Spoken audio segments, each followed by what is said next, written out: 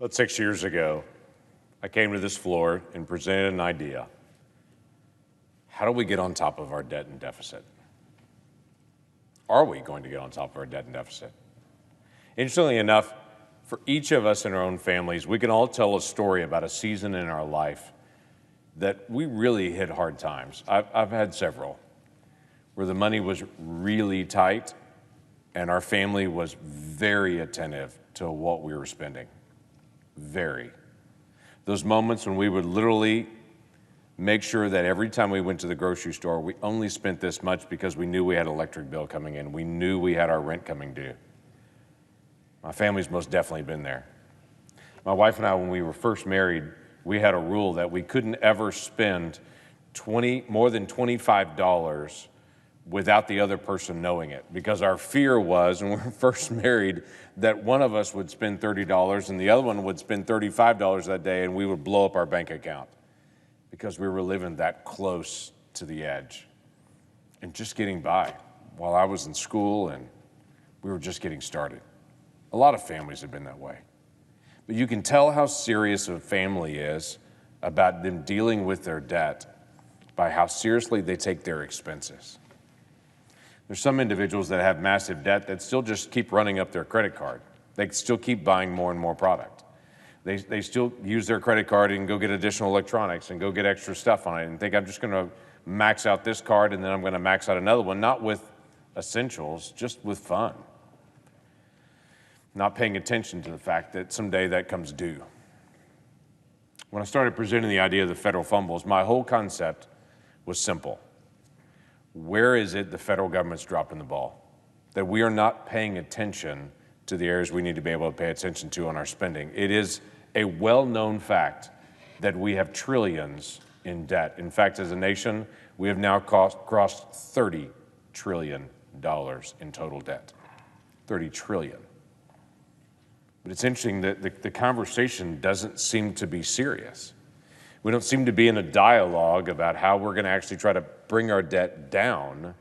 We're still spending on other things and still saying, not we're limited in what we can do. We seem to be adding more to the mix. And it's not necessarily on essential things.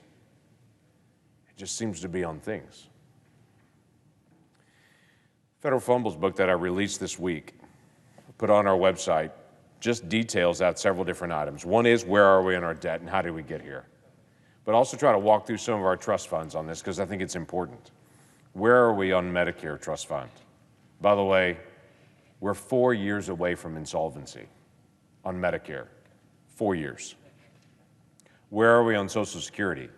We're 12 years away from insolvency in Social Security, 12. Where are we on the Highway Trust Fund? We're well past insolvency on the Highway Trust Fund, and we've been accelerating our borrowing to try to cover more and more. In fact, that was done even recently. I laid out a set of ideas of how do you actually solve some of these things and how are we going to address it, but also laid out some of my frustrations that said at some point this body is going to be serious about dealing with debt and deficit, but apparently we're not yet.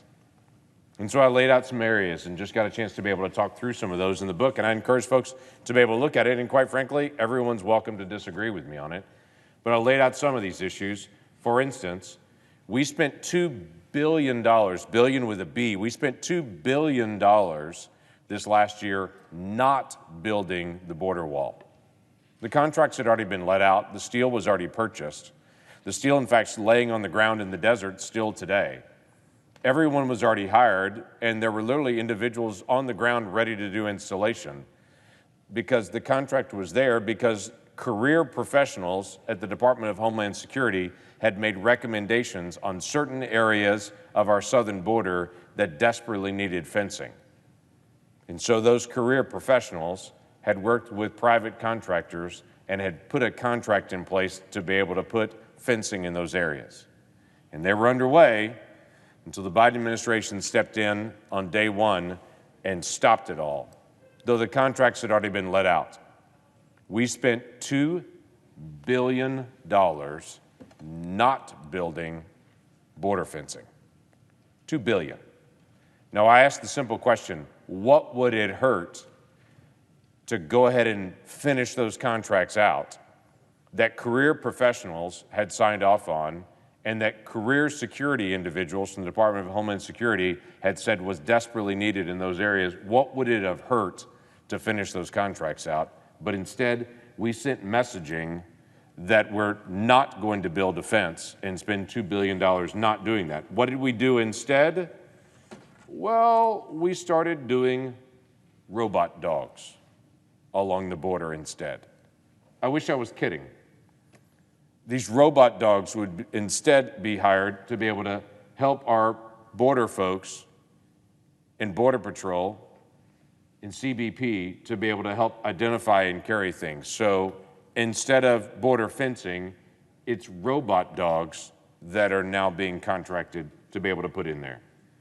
What else did we actually deal with? Well, of the trillions of dollars in debt that we have, recently we put $2.6 million into China to help pay for some of their health programs. Now, follow the irony of this. We actually borrow $1 trillion from China to pay our bills. So we borrowed money from China to be able to then send money to China to help pay their medical expenses. Does anyone else think this is a bad idea? That if we were serious about dealing with debt and deficit, we would start going line by line through all of this and to be able to identify, maybe this is not a good idea if we have $30 trillion in debt. Maybe we need to find some areas to be able to cut back on. We could cut back on that, or maybe we could cut back on the grant that was given out to write about Russian screenwriters. That we actually paid someone to do research on Russian screenwriters to be able to release this project out so that people could study Russian directors and screenwriters. Again, I'm fine if anybody wants to be able to do that, but my concern is if we're going to do this, this should probably be a private project that we release out, not have a federal government project when we're dealing with $30 trillion in debt. Well, what else do we do with our additional money while we're having just extra spending and time on this? How about lobster pot removal? Yep, we spent $500,000 in a special earmark to do lobster pot removal. Now, initially, it's actually listed in the bill as derelict lobster pots. Derelict lobster pots. That sounds really ominous, doesn't it? My understanding is it's lobster traps that are just out there that someone abandoned at some point. I would tell you, for those of us in Oklahoma, if you told me there's a lobster trap and there may be a lobster in it, and you can keep the trap and the lobster if you want to go get it, we would go get it. But instead, we're paying $500,000 in federal dollars to go pick up derelict lobster pots. Now, again, I would say to you in Oklahoma, when we have a derelict well in Oklahoma, an oil and gas well, our oil and gas companies all pool money together and put a little bit in to be able to go clean that site up. And year by year, we're cleaning up abandoned well sites because our companies actually kick the money in to go clean up their own messes that are out there. I don't understand how the state didn't do this, or a city didn't do this, or the industry didn't take it on. Now, I do have some frustration because there was some money set aside for parks as well. I'm a big fan of parks. My kids go to the park. We're glad to be able to go to the park. I went to the park a lot around it, but there was a project of $2.3 million in federal money to be able to renovate a pool, a swimming pool in Rhode Island.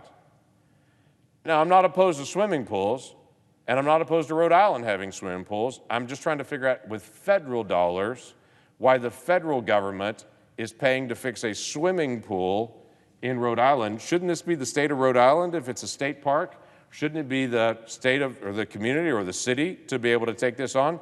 Cities in my state, if they have problems with their pool, the city pays to be able to fix the pool, or the community pays to be able to do that, rather than the federal taxpayers pay to do it. We had the same issue, actually, with a ski jump, that there was a state park that needed a renovation for a ski jump, and so instead of the state actually paying for their state park, people in my state are paying for our state park and we're paying to fix the ski jump in this state park as well. Why are we paying for both? Why don't the people of Oklahoma pay for our state parks and the people in other states pay for their state parks? Again, I have nothing in opposition to ski jumping other than that it seems like a particularly terrible thing for me to do. But if somebody wants to be able to do it and they want to pay for that, that's fine. Just why should Oklahoma taxpayers do that? As we were digging through the different pieces that were actually done, I would tell you it was painful the moment when we ran across the monkey opera. We spent federal tax dollars on something called a monkey opera. Now, I'm not sure why we spent federal tax dollars on a monkey opera. I'm not sure what a monkey opera sounds like, but I would tell you, I think I've listened to a monkey opera on people's at-hold music before when I've called certain companies, that I think the hold music they have was actually monkey opera. But I have to ask the hard question, is this national defense? Is this educating our children? Is this health care? With $30 trillion in debt, at some point, we as a nation have to stop and say, okay, let's do what's essential and not what's not.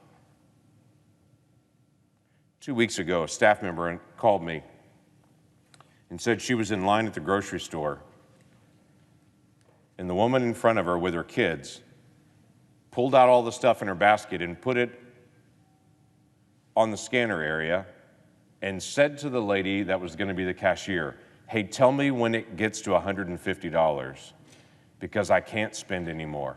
That's all I have. And so the cashier kept ringing things up. She held things back that she thought were the non-essentials at the end because she knew this is all I have, and though I'd like to get more, I can't. It sent me two messages. One is every family knows how to do this.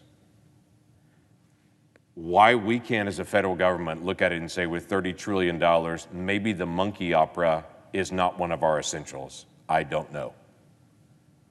But the second thing it reminded me of is every family is dealing with the real effects of inflation right now. It's very real for them. They're saying to the cashier at the grocery store, tell me when it gets to this dollar amount, because that's all I have. When we continue to spend more and more and more as a federal government, it drives inflation higher and higher. I am very aware there are a lot of folks in this room that are just trying to help. But we're causing real problems with inflation, with overspending as a nation. That's got to pull back. And we've got to get serious about what we're spending on, because this kind of stuff drives the American people crazy when they're saying to the cashier, I can only do $150. Please tell me when it gets there, because everything else I can't do today. And we borrowed more money from China so we could do this. We put out the federal fumble book every year for one reason. I want to remind everybody in this body that debt's still a problem. This is still an issue.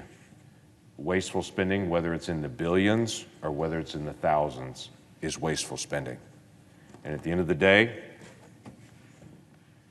we need to understand the American people are counting on us to make hard decisions. And there are lots and lots of hard decisions. But currently as a body, we're not even discussing $30 trillion in debt. So I bring it to us again. We have $30 trillion in debt. Let's start working on this. With that, I yield the floor.